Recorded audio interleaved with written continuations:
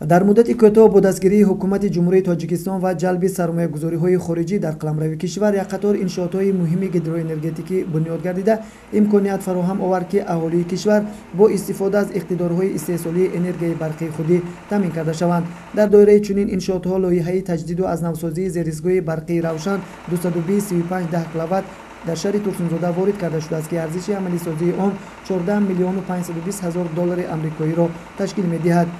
ҷиҳати иҷроиши қарори ҳукумати ҷумҳурии тоҷикистон таҳти рақами 177 аз 4 апрели соли 2017 дар бораи саривақт ва омода намудани соҳаҳои иқтисодиёт ва иҷтимоиёти ҷумҳурӣ барои фаъолияти мунтазам ва самарабахш дар давраи тирамоҳу зимистони солҳои 2017 ва 2018 ва инчунин фармони ширкати барқи тоҷик таҳти рақами 50 аз 14 апрели соли 2017 баҳри омода намудани шабакаҳои барқӣ ба мавсими тирамоҳу зимистон нақшаю чорабиниҳо иборат аз 9 банд пешниҳод гардида буд ки иҷроиши онҳо дар муқарраршуда таъмин карда мешаванд, гуфт зимни суҳбат директори шабакаҳои барқи Турсунзода Холиқзода Салоҳиддин. солҳои гузашта таъминоти барқи аҳолӣ аз рӯи реҷаи муайян ба роҳ монда мешуд, яъне дар истифодаи қувваи барқ маҳдудият ҷорӣ карда шуда буд. бо дастгирии ҳукумати ҷумҳурии тоҷикистон ширкати барқи тоҷик бо истифода аз имкониятҳои пайдошуда кӯшиш ба харҷ медиҳад ки аҳолии кишварро бе маҳдудият бо энергияи барқ таъмин намояд. мо низ дар навбати худ чораҷӯӣ менамоем ки мардуми шарифи Турсунзодаро дар мавсими тирамоҳи зимистони соли ҷорӣ ба пуррагӣ бо энергияи барқ таъмин намоем. дар баробари ин ба сокинони шаҳри Турсунзода муроҷиат карда эҳтиромона хоҳиш менамоям ки бобати истифодаи нерӯи барқ сарфакору сариштакор бошанд ва ба исрофкорӣ роҳ надиҳанд. сарфакорона истифода бурдани нерӯи барқ ва пардохти саривақтии ҳаққи пардохти истифодашуда имконият медиҳад ки тамоми истеъмолкунандагони барқ бо энергияи барқи хушсифат таъмин карда шаванд.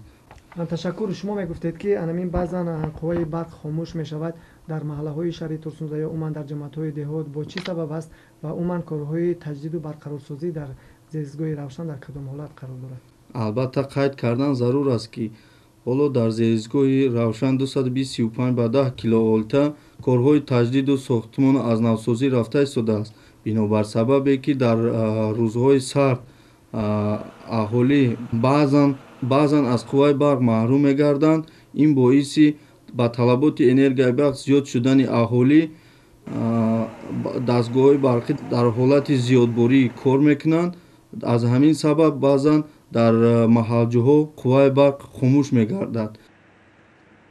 чӣ хеле ки ба ҳамагон маълум аст, дар солҳои гузашта таъминоти барқи аҳолӣ аз рӯи реҷаи муайян ба роҳ монда мешуд, яъне дар истифодаи барқ маҳдудият ҷорӣ карда мешуд. бо дастгирии ҳукумати ҷумҳурии тоҷикистон шабакаҳои саҳмонии холдингии кушодаи барқи тоҷик бо истифода аз имкониятҳои пайдошуда кӯшиш ба харҷ медиҳад ки аҳолии кишварро бе маҳдудият бо энергияи барқ таъмин намояд.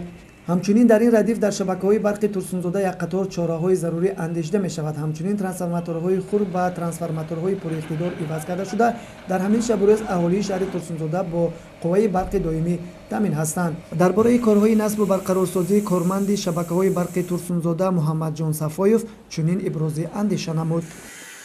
дар 9 моҳи соли 2017 шабакаҳои барқи Турсунзода дар хати ҳавои 1004 симҳои алюминиум ба миқдори 8664 метр иваз кард.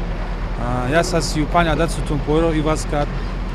2775 метр кабелҳои 04ро иваз кард. мо кормандони шабакаҳои барқи Турсунзода ҳамрӯза дар фаъолияти корӣ ҳастем. аз он ҷумла дар зеристгоҳи равшан 235-10 киловолт ва 3 зеристгоҳи дар минтақаи шабакаҳои барқи Турсунзода, яъне дар зеристгоҳи Лоҳутӣ 35-10 киловолт, зеристгоҳи Пахтобод 35-10 киловолт ва зеристгоҳи Промзона 35-10 киловолт корҳои таъмириро ба анҷом расондем, яъне васлакҳои равғаниро ва васлакҳои вакуумӣ, яъне элегазӣ вакуумӣ иваз кардем.